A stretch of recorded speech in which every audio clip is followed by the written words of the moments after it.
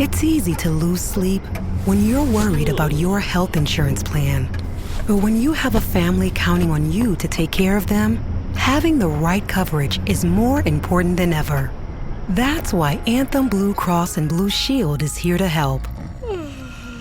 With low to no cost plans for you and your family, so you never go it alone. That's our Anthem. Click to learn more. Israel is 5,690 miles away from the U.S., 11 hours by plane. Hate travels faster. In a comment, in a post, in a second. Jewish hate is up 388% in the U.S. Black hate, Muslim hate, and Asian hate are up too. When one hate rises, they all do. Let's stand up to all hate together.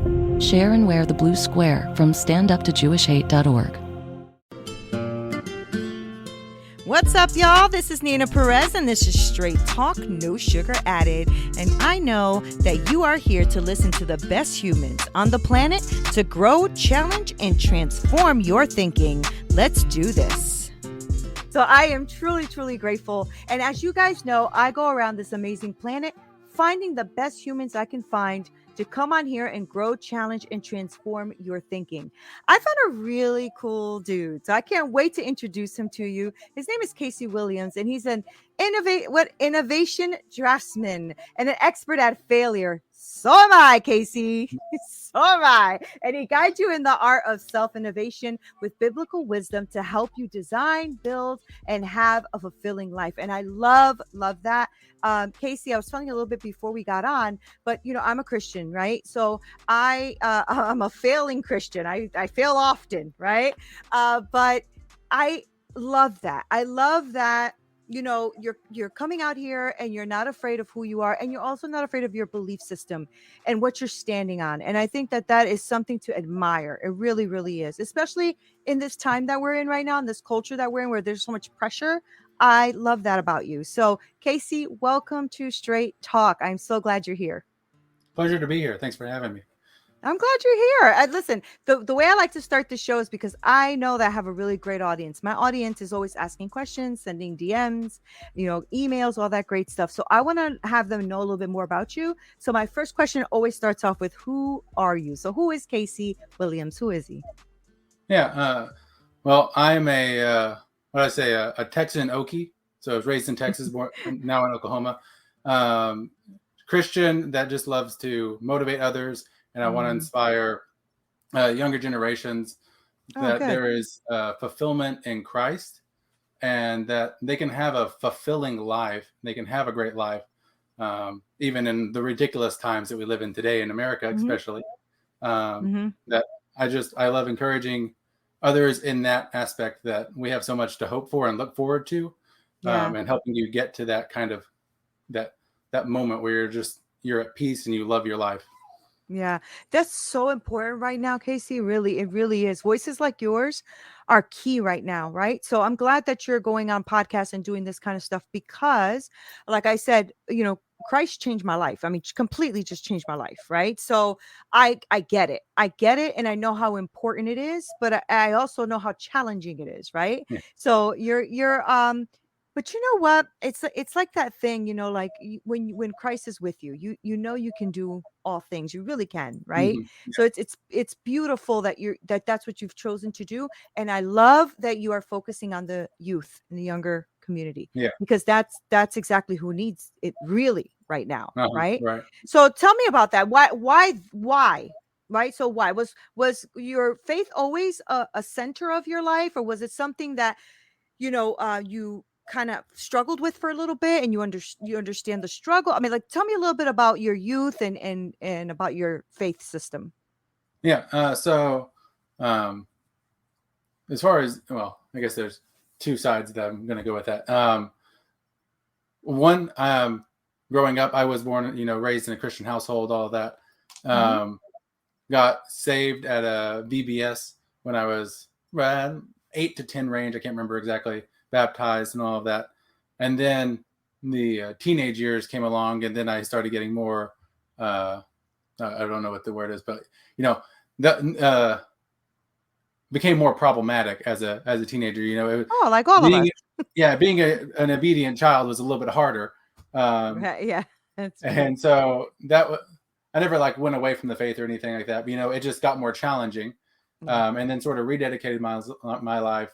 I think it was my junior year, and kind of just like refocused. And then ever since then, I've been on a very slow climb to just understanding more, actually taking my faith seriously.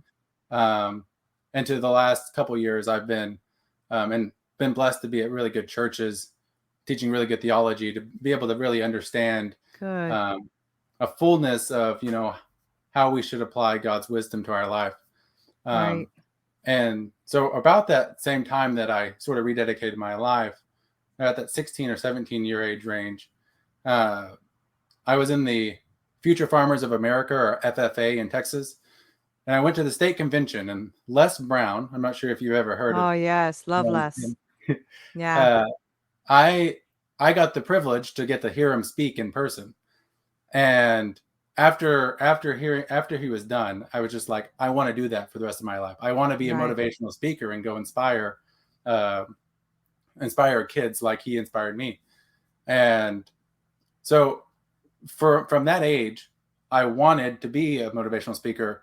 But I was doing my expert at failure. I was gaining my expertise in failure. Yeah. Never really focusing on anything, all of that.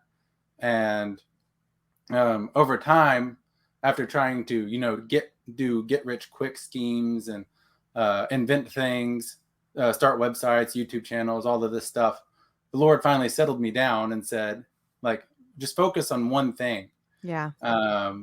And I found a lot more peace with that when I was just going after the one thing that he had set before me, instead of worrying about all the others. And they still come into my mind, but, I just stay focused. And it was a blessing, because if I would have started being a motivational speaker at 16, teenagers don't know that much. I still don't know that much. But it also would have been a mindless, like, fluff motivational. Yeah. And because of the theology I've been blessed to learn recently, I've been able to develop a message that actually is beneficial, that is actually grounded in something that's outside of my own wisdom, my own thought process, which is grounded in the Word of God, and far surpasses any of our ability to reason anything. And so now that I'm actually, pursuing that in light of actually having a good theology towards how to speak to others, what do they actually need, I think it's been a good thing that the Lord kept me away from actually pursuing it until I was more ready. That's so good. And I'm glad you said that, because that happens to a lot of us, especially when we're out here trying to spread, God or positivity, or, encouraging others. You do get caught up in too many things, right? You get caught up in too many things because you're trying to figure out what this means. How do you navigate this, right? I'm glad that you are diving into theology, because really good theology is a solid foundation. That's going to get you far, right? Because the word is just the word. The word is the word. Like, that's what it is, right? So once you start to learn the word, and you start to really, be solid on your theology about the word, God will take care of the rest. He will, right? So have you gotten opportunities to speak yet to an audience, or to the youth? Have you been able to step into that Les Brown idea that you have? Somewhat, mostly through church. I've been able to speak to kids at youth, or I've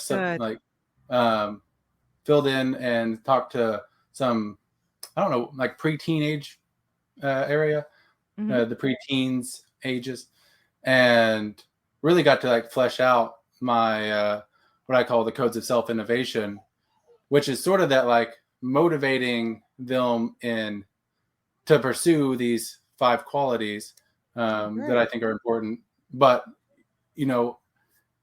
laying out that I'm not just coming up with these. These are things that I found in Scripture that are very important. Yeah, that's really good. And so you already are basically building out a system for them. You're already building out a system for them that they can go to, right? So that they can say, well, Casey said, uh, I don't know what some of them are. I'm just going to pull up one out the air, like being a person who is honorable, right, or honors their mother and father, or things like Mhm. that, right? Yeah. So, if you pull something like that, at least they can, because you were a teen, I was a teen, we're kids, we did a lot of things we shouldn't have done, right? Yeah. Mhm. But I really do believe that when you grow up a child or you put him in the word, it Mhm. doesn't fully leave them, even in their nonsense, Right. even in their nonsense. I raised my kids Christian as well. And for a couple of years, one of them was like, I don't believe in God. God is not real. He went through that teenage phase. It was very Yeah. tough for me as a mom who Yeah, I bet. believes in God. Um, but I never faltered in my belief system. So that Mhm. held strong for him. And now he totally believes in God and prays all the time and Yeah, praise the Lord. all Yeah. of that great stuff. Yeah, I know. Praise God. But I say that to say that what you're doing is impactful for generations, for a long term, Mhm. you know, because when you can get them when they're a little younger and you can speak to them in a way that they understand, then it's Mhm. not just fluff. Yeah. It does start to really weave themselves into their whole belief system, into their characteristics, into their attitude towards life. So that's really awesome. Are you enjoying that? Yeah, no, it's very fun to try to do that because being part of the youth group, I get that opportunity to like listen to their conversations afterwards. Mm-hmm. Um, Yeah. and we got a small group, but it's fascinating kind of hear one to kind of step back in time and think the things that are important to them, Mm-hmm. being in high school, but also just wrestling with like just like how do you go about what's the right way to go about dating, or how do I find a job that I actually like, what college Right. degree do I go for, um, and just trying to sort through their life. I love And that. it's fun to be able to hear that and then actually have that personal experience that we can try to give them that wisdom of how to navigate that. Mm-hmm. um, Mm-hmm. I love that though, because what you're doing is you're helping them in real life, like in things that yeah. we have to do while we're here on this earth, right? And that's Mhm. that's really there's a beauty and a talent to that. And the reason I say that is because you can just be spitting out Bible verses at them all day, Mhm. right? And some of that is going to stick, but some of it will not, right? But if Yeah. you are living where they are living, dating, where I'm going to work, what I want to be when I grow up, Mhm. those things that are really important, right, to us Yeah. as people, as humans, then that sticks a little more. Like I'm Mhm. sure that you I don't know if you do, but I'm sure you probably have a teacher or have heard of a teacher that has impacted a person's life in a way that's Mhm. that's lasted them their lifetime. You know Right. what I Yeah. mean? And that's because that teacher didn't just say 2 plus 2 is 4, but Right. actually got involved with the person's desires, wants, ideas, right? Things like Yeah. that. So that's really cool. So was there a reason why your heart was really tugged towards the youth, instead of like maybe just a room full of entrepreneurs or adults or anything like that? No, I think it's because one, I want to be more encouraging, and I have a background in inventing things, Mm-hmm. so there's definitely I've learned a process of how to create something from scratch and Oh, that's test it good. and all of that. So that's definitely a crowd that would be interesting to me. Mm-hmm. But as far as youth go, I've been there Mm-hmm. more recently, and I mean, like I wouldn't want to go speak to a bunch of parents because I have a 4-month old, Right. um, and so So it's like cute. I'm not very not much of an expert at the moment, Right. uh, and but also you hear the news stories and everything and just Yeah. how depressed and Yeah. suicidal high Yeah. schoolers are today. It's just and in the world that we live in, uh, for better or worse, it's not only do you have tragedies happening locally, but then you get to Mhm. hear about all the other tragedies that Mhm. get to make you even more worrisome. So it just seems like to me, it just seemed like a area or a group of people that just desperately need people with the answers, or at least because they're looking for answers. So that's why I want to be able to help them and guide them along, because people just popped into my mind, like Jordan Peterson is really popular with young men because of the ideas that he promotes. I think Jocko Willink is similar. Joe Rogan, very popular because he's sitting there having ideas and fleshing them out and talking them out. And those are some of the most, and plenty more. Those are the most popular people in the world to listen to, because they're actually talking about real issues. Yep. And I know of a few Christian YouTube channels that are doing that, and they're growing because that's what people are actually looking for. Right. They're hungry.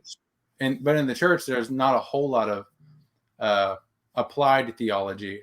There's just I don't know, I guess just regular theology, which is great, but how do you apply it to our lives? How do we take it in and, go when I go to work on Monday or Tuesday or whatever, what do I do with it? Right. Yeah. And that's important, right? I don't know if you know the YouTuber Mike Winger. Mike Winger, he's pretty awesome, and he does that a lot. He tries to apply what he's teaching you with what a life scenario would be. So if he's teaching you about biblical marriage, he teaches you like why that's practical, how you can live that out practically. And I like that idea too. And to your point, I also realize that those YouTube channels are growing because people are hungry. I think there's just too much TikToking out there, and too much negativity, or too much beating each other up, whether you're conservative, whether you're not, whether you're black, whether you're white, whether you're this, whether you're that. And we're just human. And God never wanted us to separate ourselves the way that this world has been separating itself. So I'm really glad that you're basically trying to block that type of thought process or behavior, right? Which is a big job, Casey. It's a big job, but it's worth it. You know why? Because your daughter is the following generation, right? Your child is the following generation. You said daughter, right? You have a daughter? No, son, but son. Oh, you said 4-month-old. That's right. Yeah. So your son is the following generation, right? So you can start making impact in lives now, so for the next generation and the next generation and so on, right? And it may be that God is calling you this just for a season. You may do this for a season with the youth, and then decide, now I'm going to do the parenting, or now I'm going to do the innovators, or now I'm going to do whatever. The whole point is, you have to stand your ground in your faith system and what you believe. Keep learning and growing, because you will never reach the end, right? We are growing always. We are learning about God always. He's just amazing, right? So I love that you're doing that. And I love that you're an expert at failure. I hope that you keep failing in a good way. Because to me, failure is feedback. And the more failure you have, the more feedback you have to make yourself even better, right? So where do you envision this? I know that you said Les Brown earlier, but what are you envisioning with all of this innovation and all of this stuff that you're doing now and pouring into kids? And what do you think Casey looks like in the future? What does that look like to you? So personally, the biggest things that go through my brain are, I want to inspire. So through all those things that I've talked about, my path has been mostly an unconventional path. I went to college and I dropped out of college. Then I went and worked in the film industry and horse racing and just all the weird jobs. I'm really good at weird jobs. Yeah, that's cool though. And so I want, and then as well, on top of the growing anti-Christian climate, I'm also a Christian, and so I want to be able to sort of be I don't know if a beacon is the right word, but I want to inspire kids to, if they want to go to college, all that's great, but that they don't have to be scared of just pursuing what is right for them. And I have two parents that both my parents are teachers. So not going to school, and I'm the youngest of four. So I was the first of four to not want to go to school. And so it took me a while to actually just break that mold, Right. And so I just wanted to help others manage this idea of moving outside of what the cultural norms are and where it's going, because as far as our society goes, pretty much I think everybody would agree, nobody's loving where we're headed. No matter what side of the aisle you're on, nobody really loves where we're headed. I agree. So helping you make sense of all that and get on a path that is leading to fulfillment, leading to having a great life. But then also, how do you get there? What does your work look like? What do you find enjoyable? Because I don't want somebody to be stuck in. I think part of having a fulfilling life is doing what makes sense to you, in a sense of like I'm very mechanically minded. So, and I like to be hands-on. I like to be outside, but currently I have a desk job, so it's like, but I'm doing things that are mentally hands-on. Like I have to do mechanically minded things. So it's sort of like finding this balancing point of feeding into what you're good at, what you enjoy, even if it doesn't check off every single box, because maybe next season, 2 or 3 years from now, you're going to be trading some things you like for other things that you like. Right. That's true. And I think as kids too, that they have things they don't like, right? Some kids don't like to go to school, but if they found something that was passionate to them after school, or that they can work on, so that's a really great way to do it, right? Because the kid doesn't have to be miserable in everything he's doing all the, and it's I like you even alluded to it in the beginning, is the suicide rate is astronomical. It's scary. It's scary, especially among the youth, right? So what are one of the challenges you see coming up against when you're talking in your groups or with youth anywhere? Like what's the thing that, do you see anything like reoccurring that you're like, okay, I really got to focus on this? Do you see anything like that? Like a theme? The one thing I've noticed in the kid, at least the high school aged kids that I've dealt with, is most of that, like, what am I going to do with my life? Okay. And I feel lost. And so that's sort of why I brought that up, because for me, that was something I wrestled with for years, because I knew I didn't like going to school, but I still went to a college for a year because that was sort of what was expected of me. And so that's what people just, to me, I just hear a lot of like, what do I do with my life? Because that's what I thought as well. Where do I go from here once I graduate high school? What do I do? What college do I go to? What even degree do I get? Because I went to a Christian university.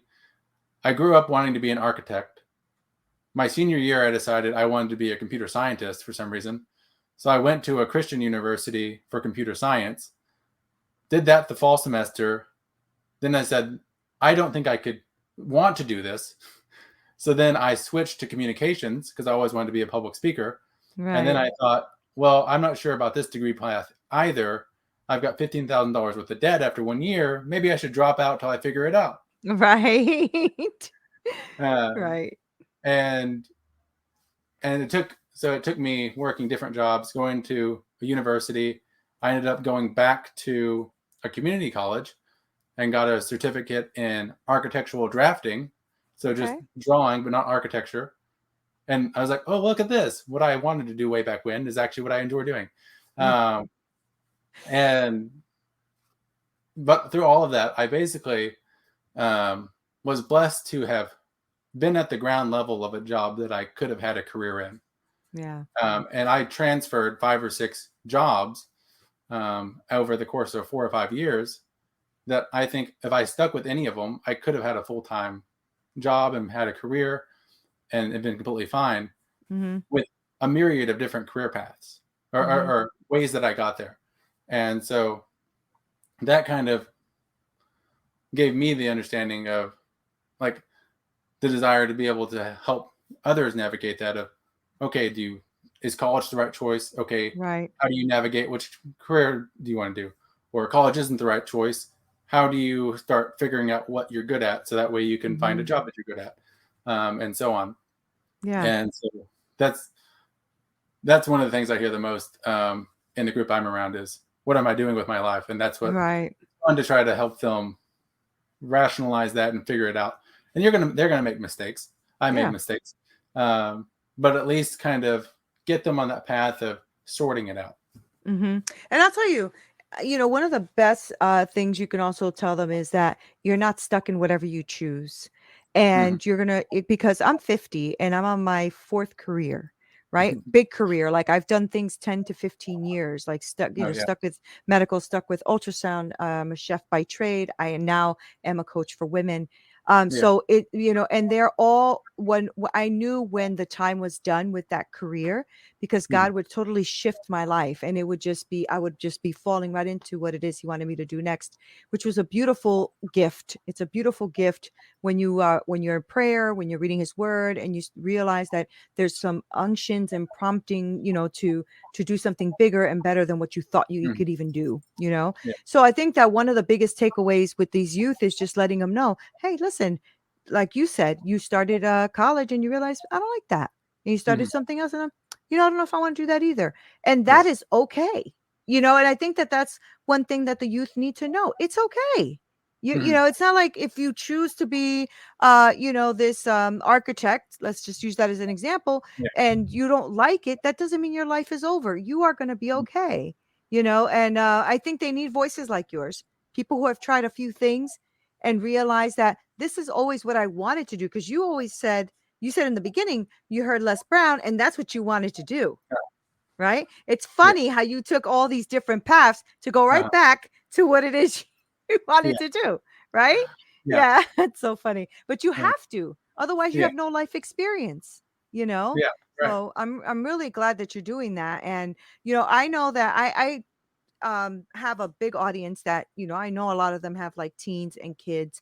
I know that because I talk to a lot of female entrepreneurs, parents, things like that. So if they want to maybe connect with you, or at least see what you're putting out there, in your social media to encourage their kids, how do we actually get them to find you, is what I'm trying to say, because I know we're wrapping up, but I really love what you're doing.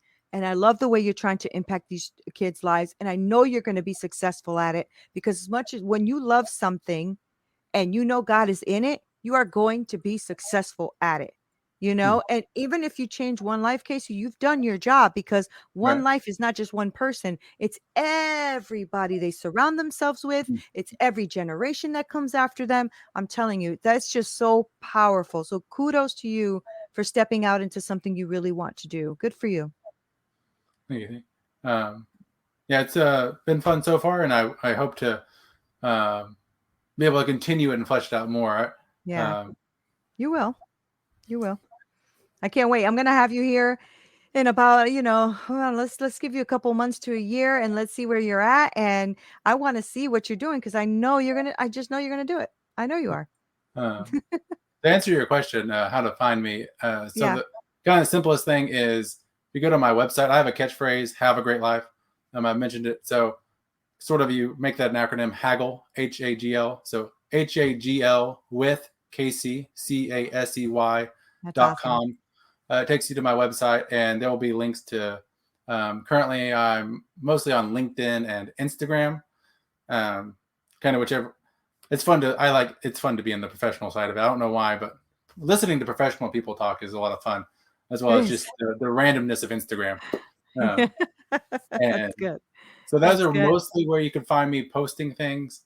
And I try to share topics that I talk about in my codes of self-innovation, which are truth, self-discipline, morality, contentment, and fulfillment. So I try to share things that are helping people think that direction. Yeah. You don't have to agree with exactly what I'm saying, but I'm just trying to promote those qualities. Oh, you're never gonna get everybody to agree, Yeah. Casey. That's just not gonna happen. And you need to be okay. You need to be okay with that. That's Yeah. okay, Yeah. right? So let me Right. ask you. So, what age do you think is appropriate for the kind of content that you're putting out there? What do you think is a good age for people to start following you and seeing what you're putting out? I'd say probably mostly the high school range. Okay, Um, great. because I do, especially on Instagram, I follow, I'll sometimes share something that is not, I wouldn't say inappropriate or anything like that, but it's just, it requires a little bit more maturity sometimes. Yeah. Okay. Yeah. Okay. And I know that the high schoolers are starting to experience more life. Yeah. And so it's like on Instagram a lot, I'll see a post that I'll share to my story, and it's me commenting on it. Mm-hmm. Election Okay. stuff. I didn't do a whole lot of election things, but just pointing out some like facts, but Uh-huh. it requires somebody that's increasing maturity to try to think about them. Right. Like Right. that. Yeah. Well, and somebody who wants to know facts. Yeah. Right. Right. Not everybody wants to know facts, Yeah, Casey. that's Not true. everybody I get in trouble a lot. Not everybody likes facts. Yeah. Oh my God, that's so funny. So, Casey, thank you so much for taking the time out of your day and being here and really talking about, God and biblical principles and theology and how to pour into the youth. And I think that's a phenomenal thing that you're doing. I know that it's going to be something that's impactful and successful. It already is, because if you're sitting down talking to the youth already, you're already making an impact. I mean, that's just facts, because they Hmm. could be taking that time that they're with you they could be on social media, they could be playing a video Yeah. game, they could be doing anything else, but they're listening to the word. And that to me is powerful. From a Yeah. mom with kids who know that they've struggled but came right back to God, I know that what you're doing is impactful. So Yeah. thank you so much, Casey. I appreciate you. Thank you. Yeah. Thanks for having me. I know you mentioned most of your audience is women. Mhm. Just want to encourage all the women and men, if you're listening to. But since that's most of your demographic, you can pursue a biblical worldview, and women are being attacked nowadays. Mm-hmm. Stay strong to what the Bible says, and the Mm-hmm. wisdom that's there in following those paths and raising your children or working or whatever you're doing in your life. Follow the Lord's methods, because everything people are saying Yeah. today, that's going to be here and gone. Yep. But the Bible Yep. is over 2,000 years old when it was completed, Mm-hmm. and there's truth there that you can submit your life to and follow and be blessed far beyond what culture wants you to be obedient to. Man, that's good. I couldn't have said it better myself, Casey. Yes. Love it. Thank you so much. Guys, did you hear him? Please listen to what he's saying, because what he's saying is just a fact. It really is. It's just a fact. It has nothing to do with, oh, I don't believe in God. It's a fact. Okay. And I'm telling you from a person who has struggled a lot of my life and then found God, and my whole life just flipped, and he has truly shown me and has been with me through all the hard times. And my faith has increased exponentially. I love God with all of my heart, mind, soul, and strength, and I will follow him until the day he takes me home. So thank you Amen. so much for being here, Casey. And thank you guys for being here, because I know that you could have done anything else, but you stayed here and you listened to me and Casey. So I'm going to make sure he link all of his information below so that you can follow him and also be encouraged by good stuff being out there in the world. It doesn't all have to be negative. There are good people out here. Hey guys, thank you so much for listening. You are the best. Okay. I have the best podcasting community ever. I really do. And I appreciate you guys being on here. Make sure you go on to winject.com/register, winject.com/register, and register for my free community, because I want to be really connected with you, and I want us to brainstorm and be with each other and connect in a deeper way. If you are looking for coaching, please make sure that you also email me at hello@straighttalknosugaradded.com. I work with women and I help them develop that business that they are envisioning in their hearts so that they can win. Thank you guys so much for being here. Love you, love you, love you. This is Neena Perez, Straight Talk, No Sugar Added. Until next time.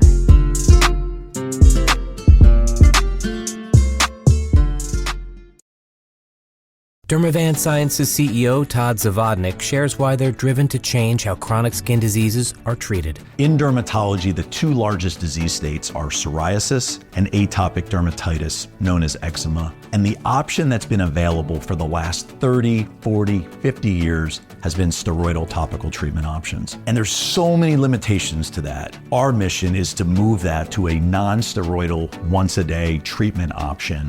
Visit dermavant.com to learn more. Israel is 5,690 miles away from the US, 11 hours by plane. Hate travels faster, in a comment, in a post, in a second. Jewish hate is up 388% in the US. Black hate, Muslim hate, and Asian hate are up too. When one hate rises, they all do. Let's stand up to all hate together. Share and wear the blue square from standuptojewishhate.org.